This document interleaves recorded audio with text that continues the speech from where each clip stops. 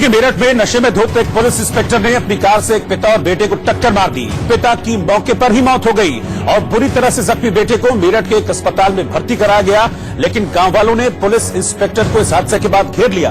Police वाले की car में ग्लास और शराब की खुली बोतल साफ नजर आई। कार के सामने का शीशा बुरी तरह से चकनाचूर हो गया था। नशे में गाड़ी चला रहे पुलिस इंस्पेक्टर ने ठीक सामने से बाप बेटे को टक्कर मारी थी। खबरों के मुताबिक पिता की मौके पर ही मौत हो गई और बेटे को आनन फानन में अस्पताल भेजा गया। इसके बाद पुलिस वाला वहां से निकलने की फिराक में था, लेकिन गांव वालों ने उसे घेर लिया और पकड़ लिया। ये तस्वीरें आप देख सकते हैं, ये उसी हादसे के बाद की तस्वीरें हैं और पुलिस इंस्पेक्टर की गाड़ी में शराब भी मिली है। शराब की खुली हुई बोतल, गिलास इस हादसे के बाद गांव वालों ने बरामद किए। इस मामले में आगे कार्रवाई की जा रही है। हमारा ताऊ का लड़का था जो मैं कार से अपना दावत ले जा रहे थे और पीछे से जो मतलब मोटरसाइकिल खराब हो गई थी, पैदल नीचे ही चल रहे थे, मोटरसाइकिल खड़े थे और उनके चचा भी थे, वे भी बात कर रहे थे, उनसे ही बात कर रहे थे। पीछे से आगे टक्कर मारी। होंडा सिटी गाड़ी है, अरविंद कुमार 3 स्टार जो उसमें ड्राइवर था और मौके पे ही उनको सदना थाना क्षेत्र में नानू नहर पुल के पास एक होंडा सिटी की एक बाइक से भिड़ंत हुई, जिसमें एक बाइक सवार की मृत्यु हो गई और वो कार होंडा सिटी कार जो कि एक पुलिस अधिकारी द्वारा ड्राइव की जा रही थी, मौके पर पकड़ ली गई है और मृतक के परिजनों से लिखित तहरीर के आधार पर अभियोग पंजीकृत कर आवश्यक कार्रवाई की जा रही है। बीजेपी ने राफेल मुद्दे पर देश को गुमराह करने का आरोप लगाते हुए कांग्रेस नेता राहुल गांधी और उनकी पार्टी के खिलाफ देश भर में प्रदर्शन शुरू कर दिया। दिल्ली में बीजेपी कार्यकर्ताओं ने कांग्रेस मुख्यालय के सामने प्रदर्शन करते हुए राहुल गांधी से माफी की मांग की। एक दिन पहले ही सुप्रीम कोर्ट ने राफेल मामले में पुनर्विचार याचिका खारिज की थी। इसके बाद बड़ी तादाद में जुटे बीजेपी कार्यकर्ताओं ने पोस्टर और बैनर लेकर राहुल गांधी के खिलाफ प्रदर्शन किया। चोर है और राहुल गांधी का खानदान चोर है। बीजेपी के विरोध प्रदर्शन में दिल्ली बीजेपी के दिग्गज नेता जुटे। मोर्चे की अगुवाई प्रदेश अध्यक्ष मनोज तिवारी और सांसद विजय गोयल ने की। राहुल गांधी को गलत करार दिया है और राहुल गांधी ने कोर्ट में अपनी गलती मानी। अब वो देश की जनता के सामने आए और देश की जनता से माफी मांगे कि हमने देश को शर्मसार करने का काम किया, गलती किया, हम तो माफ करें। राहुल गांधी ने माफी जरूर मांग लिया, लेकिन अभी कह रहा है कि ज्वाइंट पार्लियामेंट्री कमेटी से उसकी इंक्वायरी होनी चाहिए। राहुल यही बात है ना, यही तो बात है कि कोर्ट में माफी मांगोगे और बाहर आके सीना चोरी करोगे। ये देश को कमजोर करने वाली, देश को शर्मसार करने वाली नीतियां ये देश बर्दाश्त नहीं करे। राहुल गांधी ने पीएम मोदी के खिलाफ चौकीदार चोर है का नारा इस्तेमाल किया था, लेकिन सुप्रीम कोर्ट की तरफ से उनको मिली फटकार के बाद बीजेपी ने राहुल गांधी के खिलाफ जमकर नारेबाजी की। प्रदर्शन करते हुए बीजेपी नेता और कार्यकर्ता कांग्रेस मुख्यालय की ओर बढ़े, जहां पहले से ही बैरिकेडिंग थी और बड़ी तादाद में पुलिस के जवान मौजूद थे। हालांकि कार्यकर्ताओं ने बैरिकेडिंग पर चढ़कर नारेबाजी की।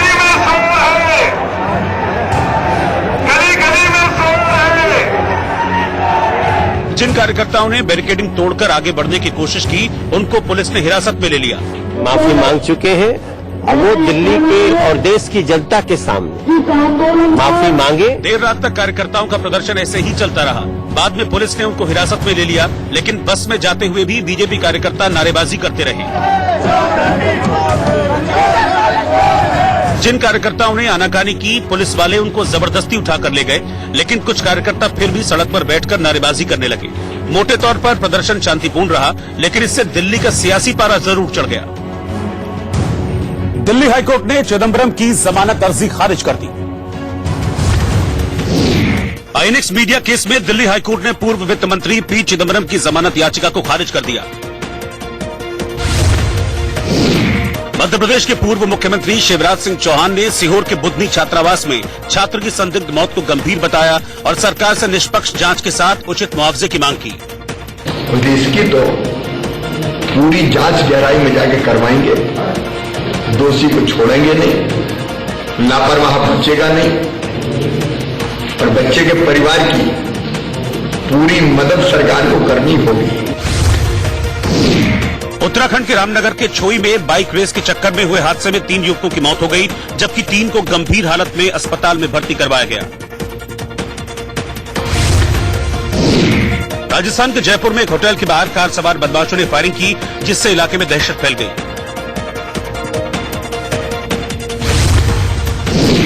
पंजाब के बठिंडा में स्कूल के लिए निकली 3 छात्राओं के गायब होने की शिकायत के बाद पुलिस ने तलाशी अभियान शुरू किया। महान गणितज्ञ डॉक्टर वशिष्ठ नारायण सिंह का बिहार के आरा में महुली गंगा घाट पर अंतिम संस्कार किया गया। इस मौके पर नेताओं के साथ बड़ी संख्या में स्थानीय लोग भी शामिल हुए।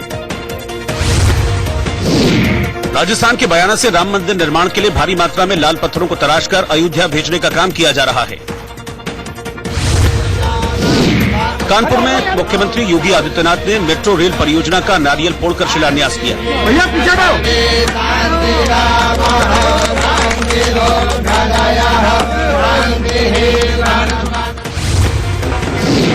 पंजाब की जसमीन कौर और खुशी सैनी के कतर में एशियन शूटिंग चैंपियनशिप से मेडल जीतकर लौटने के बाद रोपड़ में ढोल नगाड़ों से उनका स्वागत किया गया और दोनों को खुली जीप में घुमाकर सम्मानित किया गया।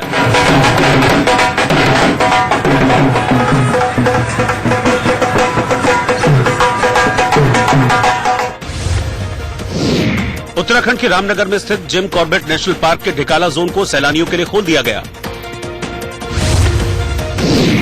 सुपरस्टार अमिताभ बच्चन ने अपने बेटे अभिषेक बच्चन का एक बहुत पुराना लेटर ट्विटर पर शेयर किया, जो उस वक्त का है जब अमिताभ लंबे समय के लिए आउटडोर शूटिंग पर गए हुए थे। इस पत्र में अभिषेक ने लिखा था कि प्यारे पापा, आप कैसे हैं।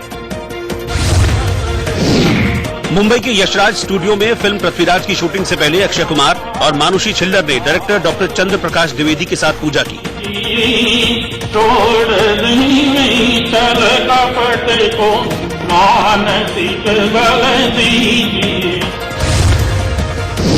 शेयर बाजार शुक्रवार को मामूली बढ़त के साथ बंद हुआ। सेंसेक्स 70 अंकों की बढ़त के साथ 40,356 पर बंद हुआ। वहीं निफ्टी 23 अंक की उछाल के साथ 11,895 पर बंद हुआ। और फिलहाल इस वक्त की बड़ी खबर आपको बता दें, यंग इंडिया कंपनी को टैक्स मामले में बड़ा झटका लगा है। इसे सीधे सीधे राहुल गांधी को झटका माना जा रहा है। आपको बता दें कि यंग इंडिया कंपनी की याचिका दिल्ली आयकर ट्रिब्यूनल ने खारिज कर दी है और कहा है कि young India company charitable trust नहीं है, वो एक व्यावसायिक संस्था है। कंपनी ने साल 2011-12 के लिए इनकम टैक्स के नोटिस को चुनौती दी थी। आयकर विभाग ने 2011-12 में 249.15 करोड़ रुपए की वसूली का नोटिस दिया था।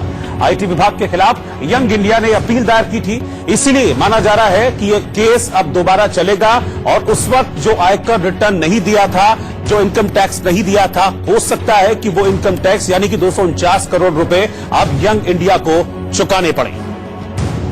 तो बड़ी खबर इस वक्त की आपको बता रहे हैं, आईटी विभाग के खिलाफ यंग इंडिया ने अपील की थी, लेकिन फिलहाल ये साफ कर दिया गया है इनकम टैक्स ट्रिब्यूनल की तरफ से कि यंग इंडिया एक व्यावसायिक कंपनी है और उसी की तरह ही यंग इंडिया पर अब मामला आगे बढ़ेगा। इधर दिल्ली एनसीआर में बढ़ते वायु प्रदूषण को लेकर सुप्रीम कोर्ट में सुनवाई हुई, जिसमें कोर्ट ने सख्त लहजे में दिल्ली सरकार से पूछा कि लोग आखिर सांस कैसे लें। सुनवाई के दौरान केंद्र सरकार ने सुप्रीम कोर्ट में हलफनामा दायर कर वायु प्रदूषण का डेटा भी दिया। सुनवाई के दौरान सुप्रीम कोर्ट ने पूछा कि एयर क्लीनिंग डिवाइस को लगाने के लिए कितना समय लगेगा। सुप्रीम कोर्ट ने पूछा कि चीन ने प्रदूषण कम कैसे किया, जिस पर कोर्ट में एक्सपर्ट ने बताया कि हमारे यहां 1 किलोमीटर वाला डिवाइस है जो इतने दायरे में हवा को साफ कर सकता है, जबकि चीन में 10 किलोमीटर तक कवर करता है। यही नहीं, सुनवाई के दौरान सुप्रीम कोर्ट ने दिल्ली सरकार से पूछा कि ऑड इवन से वायु प्रदूषण को लेकर कोई फायदा हुआ या नहीं, जिस पर दिल्ली सरकार ने कोर्ट में कहा कि 10 अक्टूबर से हवा बेहद खराब हो गई थी। दिल्ली सरकार का आंकड़ा देखने के बाद कोर्ट ने कहा कि ऑड इवन से प्रदूषण पर कोई असर नहीं पड़ा। इस बीच सुप्रीम कोर्ट में दिल्ली सरकार ने कहा कि प्रदूषण का मुख्य जिम्मेदार पराली है, जिस पर कोर्ट ने दिल्ली सरकार से कहा कि 60% प्रदूषण दिल्ली का अपना है। साथ ही कोर्ट ने दिल्ली सरकार से पूछा कि जब पिछले साल ऑड इवन नहीं लागू हुआ था तो प्रदूषण का स्तर उस वक्त क्या था। हालांकि दिल्ली सरकार ने सुप्रीम कोर्ट को बताया कि ऑड इवन स्कीम की वजह से प्रदूषण में 5 से 15% तक की कमी आई है और अगर योजना के तहत कोई छूट नहीं दी गई होती तो परिणाम और बेहतर होते। लेकिन सुप्रीम कोर्ट ने डेटा को देखकर दिल्ली सरकार से कहा कि पिछले साल ऑड इवन लागू नहीं था, इस साल लागू है, लेकिन दोनों के नतीजे एक जैसे हैं। लिहाजा प्रदूषण पर रोकथाम के लिए सुप्रीम कोर्ट ने एक बार फिर हरियाणा, पंजाब, यूपी और दिल्ली के मुख्य सचिवों को 29 नवंबर को बुलाया है। जानकारी के मुताबिक पराली जलाने से रोकने के लिए इन राज्यों में क्या कदम उठाए गए हैं, इसका जवाब जानने के लिए कोर्ट ने इन्हें बुलाया है। इस दौरान सेंट्रल पॉल्यूशन कंट्रोल बोर्ड ने सुप्रीम कोर्ट को बताया कि कारों के कारण 3% पॉल्यूशन का स्तर बढ़ता है और सभी वाहन मिलकर राजधानी में 28% पॉल्यूशन पैदा करते हैं। दिल्ली में ऑड इवन आज खत्म हो गया। फिलहाल इसे आगे नहीं बढ़ाया जाएगा। हालांकि दिल्ली के मुख्यमंत्री Arvind Kejriwal wait and watch mode में हैं और कहा कि अगले 2 दिन तक अगर प्रदूषण कम नहीं हुआ तो ऑड इवन पर सोमवार को कोई फैसला लिया जाएगा। अभी जो अगले 2-3 दिन का प्रेडिक्शन है पोल्यूशन का भी और मौसम का भी, उसके हिसाब से ऐसी उम्मीद की जा रही है कि कल परसों तक इसमें हवा की क्वालिटी के अंदर काफी सुधार होना चाहिए। हम नहीं चाहते कि जबरदस्ती दिल्ली के लोगों के ऊपर कोई किसी तरह की कठिनाई थोपी जाए, तो अभी भी हम लोग नजर बनाए हैं। कल और परसों का और हम देखेंगे, अगर हवा में सुधार होता है तो फिर ऑड इवन की जरूरत नहीं पड़ेगी। अदरवाइज सोमवार को फिर सुबह सुबह हम लोग इस पर निर्णय लेके और तुरंत इसको इम्प्लीमेंट करने की सोचेंगे। तो फाइनल निर्णय जो है वो हम सोमवार को सुबह लेंगे। वहीं दिल्ली में बढ़ते प्रदूषण पर बीजेपी ने एक बार फिर केजरीवाल सरकार को जिम्मेदार ठहराया और दावा किया कि ऑड इवन से प्रदूषण पर कोई असर नहीं हुआ। केजरीवाल ने कहा कि ऑड इवन के लिए 2 दिन हम ऑब्जर्व करेंगे, सैटरडे संडे। मंडे में जरूरत पड़ी तो हम इसे इम्प्लीमेंट करेंगे। 5 साल से तो ऑब्जर्व कर रहे हैं ना, 5 साल से ऑब्जर्व ही कर रहे थे और ऑब्जर्वेशन का रिजल्ट ये आया कि बच्चों के सांस फूल रहे हैं, हमारे आपके सांसों को तकलीफ हो रही है, लंग्स पे असर हो रहा है, दिल्ली में रहने वाले लोगों की उम्र कम हो रही है। रेस्पॉन्सिबल कौन? अरविंद केजरीवाल जवाब दें। दिल्ली एनसीआर में बढ़ते प्रदूषण के बीच सोशल मीडिया पर पॉल्यूशन हॉलीडे निबंध तेजी से वायरल हो रहा है। इसमें दिल्ली के प्रदूषण पर किसी बच्चे ने अपनी भावनाओं को व्यक्त किया है। बच्चा बता रहा है कि प्रदूषण दिल्ली का प्रमुख त्योहार है, यह हमेशा दिवाली के बाद शुरू होता है।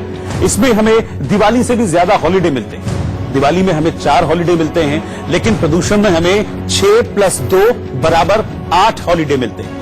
इसमें लोग अलग अलग मास्क पहनकर घूमते हैं। घरों में काली मिर्च, शहद और अदरक ज्यादा प्रयोग किए जाते हैं। ये बच्चों के लिए अधिक प्रिय है।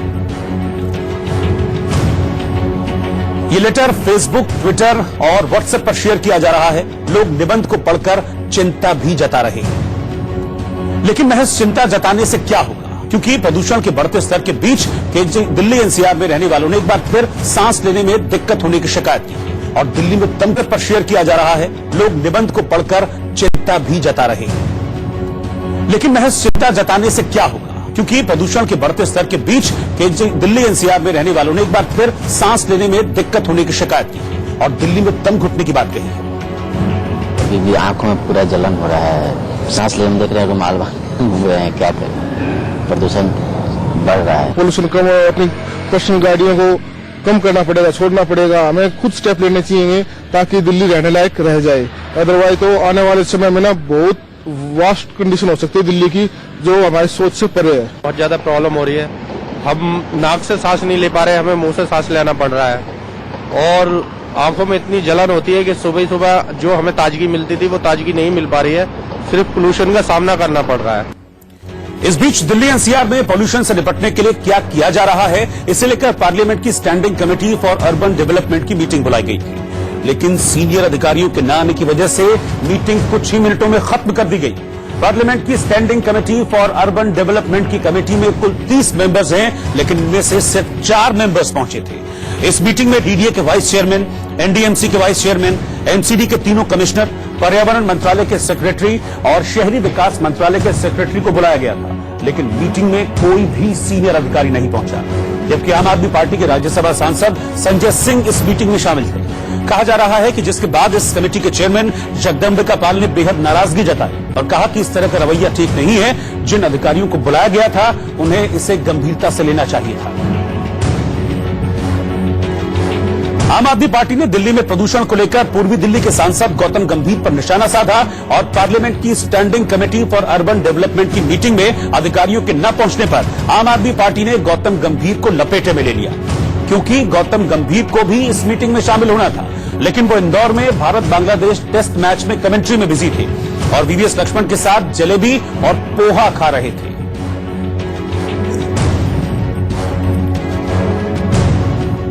जितने भी अफसर आज इस मीटिंग में नहीं आए उनको तुरंत प्रभाव से सस्पेंड करा जाए। जो सांसद आज इस मीटिंग में नहीं आए उनके खिलाफ सख्त कार्रवाई करी जाए और लोकसभा स्पीकर जो इस पूरे मसले में कॉम्पिटेंट अथॉरिटी हैं उन सांसदों के खिलाफ प्रोसीडिंग्स इनिशिएट करें।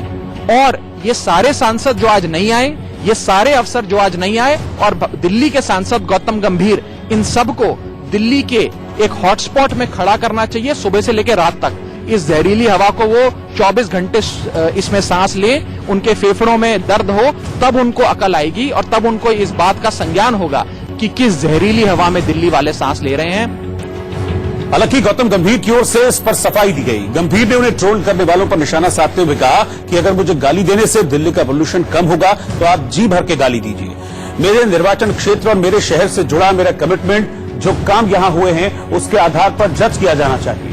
मेरे संसदीय क्षेत्र में बड़े एयर प्यूरिफायर भी लगाने की बात चल रही है, जिससे निश्चित तौर पर प्रदूषण कम होगा। मैं राजनीति में इस वजह से नहीं आया कि मैं पैसे बना सकूं। दिल्ली के ईमानदार सीएम मेरे खिलाफ गलत प्रोपेगेंडा और गलत चीजें फैला रहे हैं, लेकिन मुझे अपने संसदीय क्षेत्र के लोगों पर पूरा भरोसा है कि वो मेरे काम के आधार पर मेरा मूल्यांकन करेंगे। अगर मुझे गाली देने से दिल्ली का पोल्यूशन कम होगा तो आप जी भर के गाली दीजिए। गौतम गंभीर के अलावा दिल्ली बीजेपी अध्यक्ष मनोज तिवारी ने भी दिल्ली के मुख्यमंत्री केजरीवाल को ट्रोल मास्टर कहकर उन पर तंज कसा। पर ईयर लगभग 70,000 करोड़ का बजट लेकर के दिल्ली के कल्याण का जिम्मेदारी लेने वाले अरविंद केजरीवाल वो अपनी पराजय मान चुके हैं कि हम कुछ नहीं कर सकते, अब सांसद ही करें। अगर सांसद ही करें तो अरविंद केजरीवाल आपको चुल्लू भर पानी में डूब जाना चाहिए और सांसदों के जिम्मे दिल्ली दे देनी चाहिए। अपने बड़बोलेपन और बेतुके बयानों की वजह से चर्चा में रहने वाले यूपी के बलिया से विधायक सुरेंद्र सिंह ने अयोध्या जमीन विवाद में सुप्रीम कोर्ट के फैसले का विरोध करने वाले असदुद्दीन ओवैसी को विदेशी आक्रांता बाबर का वंशज बताया और उन्हें जेल में बंद कर देने की बात कही है कि अब विदेशी आक्रांता बाबर के वंशज का एकमात्र वही जो है वारिस रह गया है भारत में। देखिए, इस चिंतन के पोषक लोग भारत में रह रहे हैं, यही खैरात है। उसको यदि वास्तव में इस चिंतन से बहुत परहेज हो, संविधान से परहेज हो, तो उसको तत्काल जो है वीजा बना करके पाकिस्तान चला जाना चाहिए, जहां उसकी भावना का आदर हो सके, भावना का आदर हो सके। ओवैसी जैसे लोगों को ऊपर मुकदमा चलाया जाना चाहिए, राष्ट्रद्रोह का मुकदमा चलाना चाहिए। राष्ट्रद्रोही है, भारत के संविधान में आस्था न रखने वाला व्यक्ति राष्ट्रद्रोही हो सकता है, इसलिए इसके ऊपर राष्ट्रद्रोह का मुकदमा चला करके इसको जेल में बंद किया जाए। इसके अलावा बीजेपी विधायक सुरेंद्र सिंह ने सुप्रीम कोर्ट के उन 5 जजों को भारत रत्न देने की मांग की जिन्होंने राम मंदिर को लेकर फैसला सुनाया है। कि जो भी 5 जज इस फैसला दिए हैं वो राष्ट्र रत्न है, इसलिए सभी जजों को भारत रत्न भी दिया जाना चाहिए। भारत हिंदू राष्ट्र था, भारत हिंदू राष्ट्र है और भारत हिंदू राष्ट्र रहेगा। औपचारिक घोषणा बाकी है, वो भी भगवान चाहेगा तो आदरणीय नेता, महान नेता, विश्व के नेता मोदी जी के नेतृत्व में और पूज्य जोगी जी के नेतृत्व में ये भी दिन देखने को मिल जाएगा। रक्षा मंत्री राजनाथ सिंह ने अरुणाचल प्रदेश का दौरा किया। 2 दिन के दौरे पर अरुणाचल पहुंचे रक्षा मंत्री राजनाथ सिंह ने बुमला इलाके में चीनी सीमा के नजदीक स्थित फॉरवर्ड पोस्ट का निरीक्षण किया। इस दौरान उनके साथ भारतीय सेना और इंडो तिब्बत बॉर्डर पुलिस के कई बड़े अधिकारी मौजूद रहे।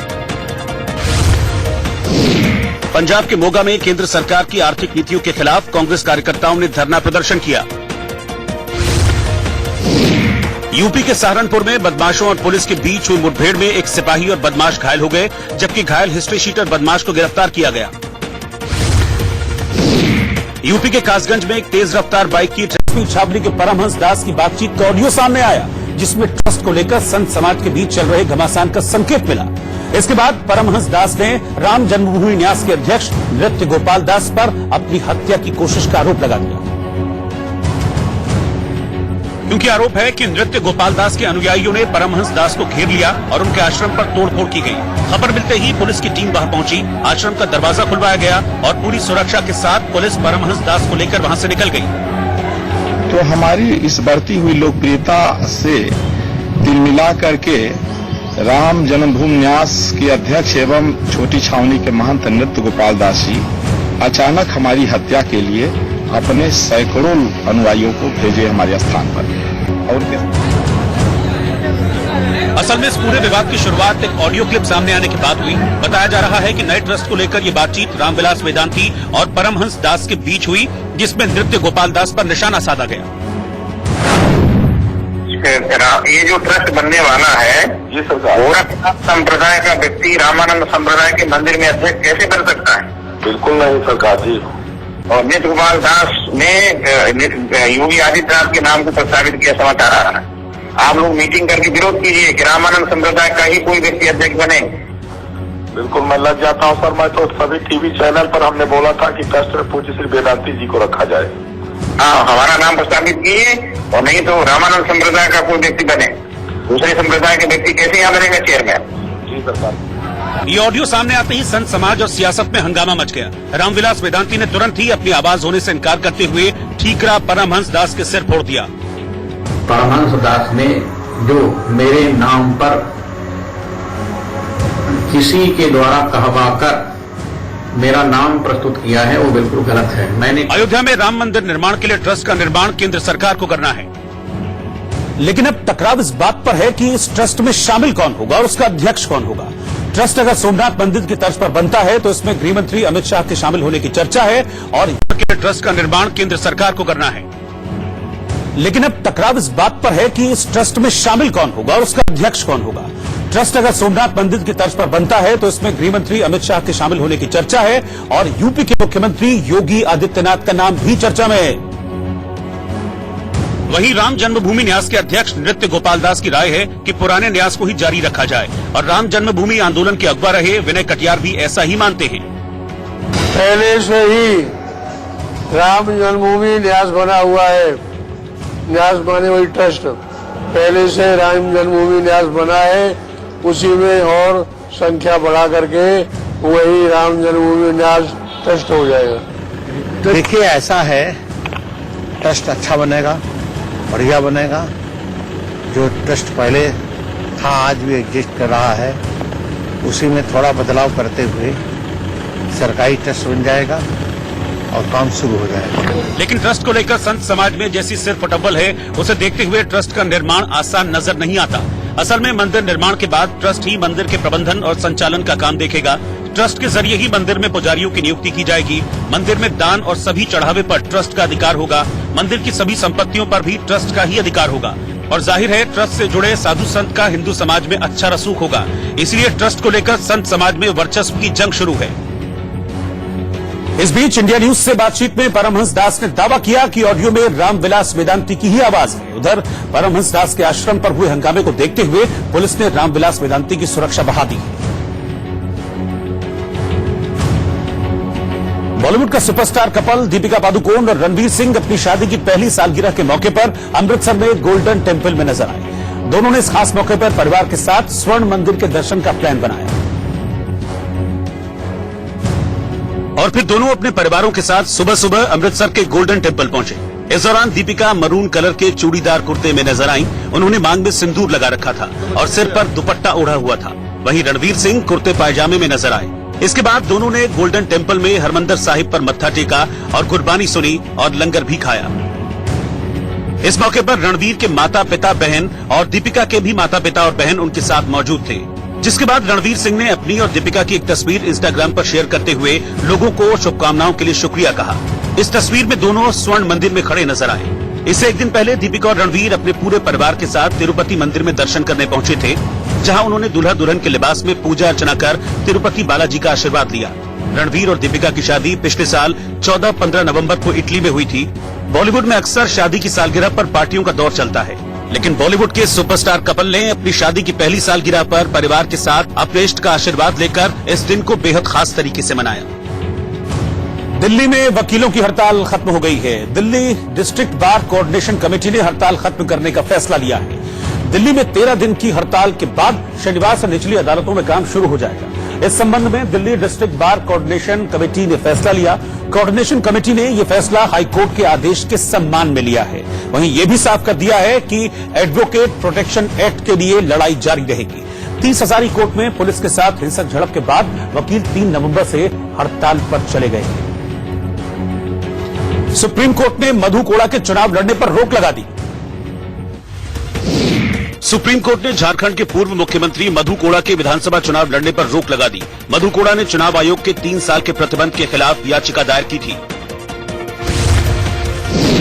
रेनबेक्सी के पूर्व प्रमोटर भाइयों मलविंदर और शिविंदर सिंह को सुप्रीम कोर्ट ने जापानी कंपनी दाइची सांक्यो केस में दोषी करार दिया। दाइची सांक्यो ने 3.5 करोड़ रुपए नहीं चुकाने पर सिंह बंधुओं के खिलाफ सुप्रीम कोर्ट में याचिका दाखिल की थी। पंजाब के बठिंडा में बड़ी संख्या में कांग्रेस नेताओं ने सोनिया गांधी परिवार से एसपीजी सुरक्षा वापस लेने के फैसले के खिलाफ धरना दिया।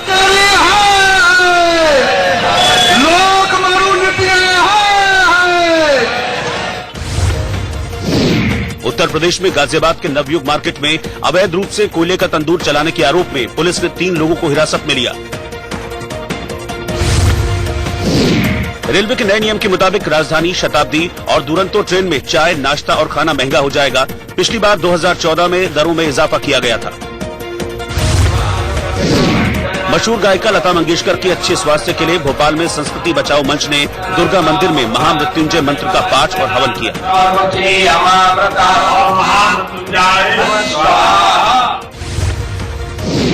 उत्तराखंड के हरिद्वार के राजाजी टाइगर रिजर्व पार्क को 5 महीने के बाद विधिवत तरीके से सैलानियों के लिए फिर से खोल दिया गया।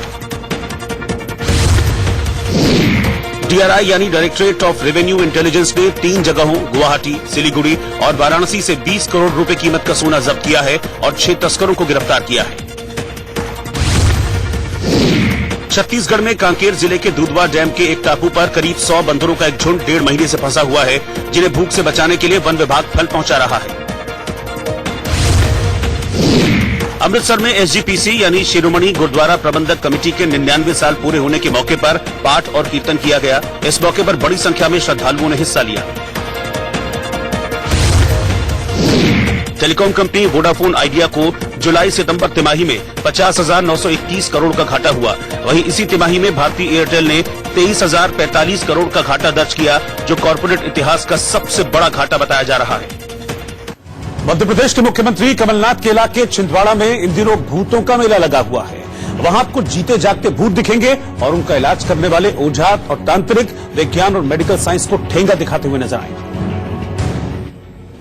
इसीलिए इसे देखने और समझने से पहले तर्क को तेल में डाल दीजिए और सिर्फ आस्था की आवाज सुनिए, क्योंकि ये विशुद्ध अंधविश्वास आस्था के नाम पर होने वाले अत्याचार का सबूत है। लेकिन इसके खिलाफ कुछ भी कहना अपराध है, क्योंकि इससे धार्मिक भावनाओं को ठेस पहुंच सकती है।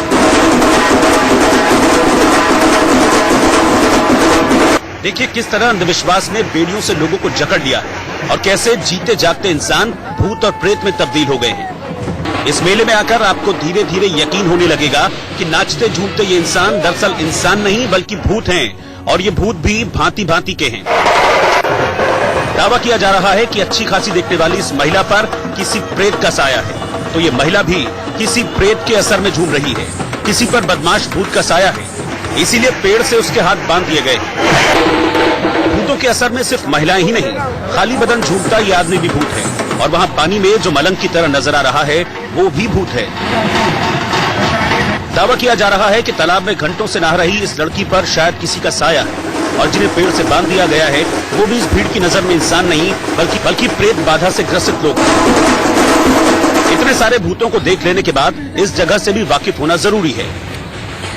ये छिंदवाड़ा में नवा गांव के तालखमरा का जंगल है। जंगल में एक पुराना मंदिर है मालन माई का, और मान्यता है कि इस मंदिर में पूजा करने से सारी मनोकामनाएं पूरी हो जाती हैं। और इसका एक पक्ष और भी है, और वो बड़ा ही भूतिया है। एकादशी के बाद हर साल लगने वाला ये मेला दरअसल भूतों की मरम्मत का कारखाना है। यहाँ ओझा और तांत्रिकों का हुनर देखते ही बनता है।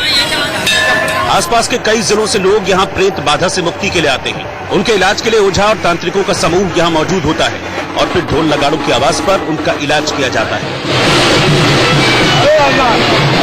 किसी की जीभ पर कपूर की डली रखकर उसमें आग लगाई जाती है, तो किसी के हाथों में कीलें चुभो दी जाती है। कई लोग एक साथ पेड़ से बांध दिए जाते हैं, और कईयों को ठंड में तालाब में खड़ा कर दिया जाता है। इतना कुछ होने पर भी अगर भूत नहीं भागा तो फिर कोड़े लगाए जाते हैं। लोग मानते हैं कि ऐसे इलाज से औरत हो या आदमी स्वस्थ हो जाता है। चीखता चिल्लाता मेले में आने वाला हंसता मुस्कुराता जाता है। प्रेत कहाँ से आते हैं ये तो नहीं, लेकिन लोग मानते हैं इस चीज को कि ये है हमारे यहाँ के मेले में, क्योंकि पुरातन से ये चला आ रहा है। लोनाएं भी पूरी हो रही है, इसलिए ऐसा लग रहा है कि यहाँ कुछ विशेष है। लेकिन भूतों के इस मेले की एक और अर्थव्यवस्था भी है।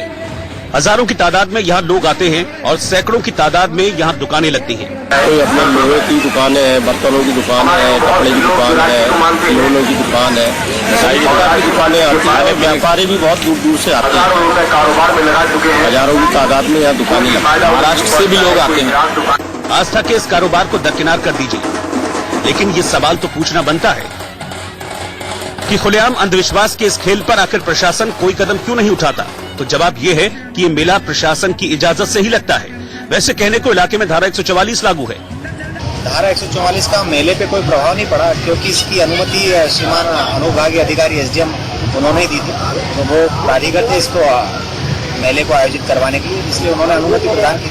उनके निर्देशों में हमने सारे काम किए। मध्य प्रदेश की राजनीति में सीएम कमलनाथ के छिंदवाड़ा विकास मॉडल की चर्चा होती है, लेकिन उसी छिंदवाड़ा में आस्था के नाम पर अंधविश्वास के ये खेल पिछले कई वर्षों से जारी है। जाहिर है इसके खिलाफ कोई ठोस कदम नहीं उठाया जा सकता, क्योंकि इससे धार्मिक भावनाओं को ठेस पहुंचने का अंदेशा है। हरियाणा के फतेहाबाद सिटी थाने में दो लोगों ने रॉटविलर नस्ल के कुत्ते पर अपना हक जता दिया, लेकिन 2 घंटे तक चली बहस के बाद भी साबित नहीं हो सका कि कुत्ते का असली मालिक कौन है। इसके बाद पुलिस ने थाने में ही कुत्ते का टेस्ट लिया। देखिए कैसे दोनों युवकों को थाने में अलग अलग बिठा दिया गया और पुलिस ने कहा कि कुत्ता जिसके पास जाएगा वही कुत्ते का असली मालिक होगा। कुत्ता सूंघते हुए दोनों युवकों के पास चला गया। जब अनिल ने बैठने को कहा तो कुत्ता बैठ गया। जब उसने कमरे में जाने को कहा तब कुत्ता कमरे में भी चला गया। यहाँ अनिल का पक्ष मजबूत था, लेकिन पुलिस फिर भी फैसला नहीं कर पाई कि कुत्ता किसे दिया जाए। हालांकि टेस्ट के बाद भी जब प्रवीण सहमत नहीं हुआ तो पुलिस ने पंचायत के बीच कसम खाने को कहा और दलील दी कि जो भी कसम खाएगा वो कुत्ता ले जा सकता है। इसके बाद प्रवीण ने पंचायत के बीच कसम खाई कि ये कुत्ता उसका है, जिसके बाद वो कुत्ता लेकर चला गया। दोनों पक्ष अपना इसमें हक जता रहे थे और इसके संबंध में जो ओनरशिप प्रूव करने के लिए कुत्ते को बार बार छोड़ा गया, दोनों के पास गया, लेकिन प्रवीण के पास चला गया। हालांकि इससे पहले शिकायतकर्ता अनिल का कहना था कि प्रवीण 8 दिन पहले उसका कुत्ता उठाकर ले गया था, लेकिन प्रवीण ने बताया कि 8 महीने पहले ये कुत्ता उसकी गली से चोरी हो गया था, जिसका नाम डॉलर है। प्रवीण ने इसको लेकर भरी पंचायत में जब कसम खाई तब कहीं जाकर पुलिस ने कुत्ता प्रवीण को सौंपा। ट्रेन में सफर करने वाले यात्रियों को रेलवे ने बड़ा झटका दिया है, जिसके तहत ट्रेन में सफर करने वाले यात्रियों को चाय, नाश्ता और भोजन की अब ज्यादा कीमत चुकानी होगी। राजधानी, दुरंतो और शताब्दी ट्रेनों के लिए लागू नई दरों के मुताबिक 2nd class AC, 3rd class AC और चेयर कार के यात्रियों को चाय के लिए अब 10 रुपए की जगह 20 रुपए देने होंगे, जबकि स्लीपर क्लास के यात्रियों को 10 रुपए की जगह 15 रुपए चुकाने होंगे। दुरंतो के स्लीपर क्लास में नाश्ता या खाना पहले 80 रुपए का मिलता था, जो अब 120 रुपए का हो जाएगा। वहीं दुरंतो के स्लीपर में शाम की चाय की कीमत 20 रुपए से बढ़ाकर 50 रुपए होगी। नई दरों को रेलवे के सिस्टम में 15 दिनों में अपडेट कर दिया जाएगा और 4 महीने बाद यह सिस्टम लागू भी हो जाएगा। पिछली बार ट्रेनों में खानपान की दरों में 2014 में बदलाव किया गया था। दिग्विजय सिंह ने मध्य प्रदेश के विधानसभा अध्यक्ष के पैर छुए। मध्य प्रदेश के जबलपुर में विधानसभा अध्यक्ष एनपी प्रजापति ने सभी के सामने कांग्रेस नेता दिग्विजय सिंह के पैर छूकर आशीर्वाद लिया। पंजाब के फिरोजपुर में कांग्रेस कार्यकर्ताओं ने केंद्र की किसान नीतियों को गलत बताते हुए विरोध मार्च निकाला और केंद्र सरकार का पुतला फूंका।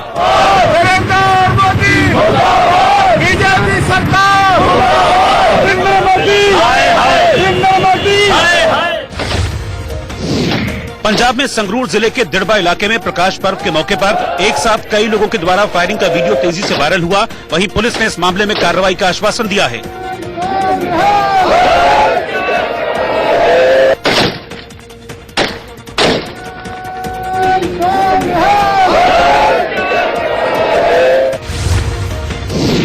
पश्चिम बंगाल के पश्चिम मिदनापुर जिले में एक बीजेपी कार्यकर्ता का शव पेड़ से लटका हुआ मिला। घटना के बाद बीजेपी कार्यकर्ताओं ने टीएमसी पर आरोप लगाते हुए जमकर हंगामा किया।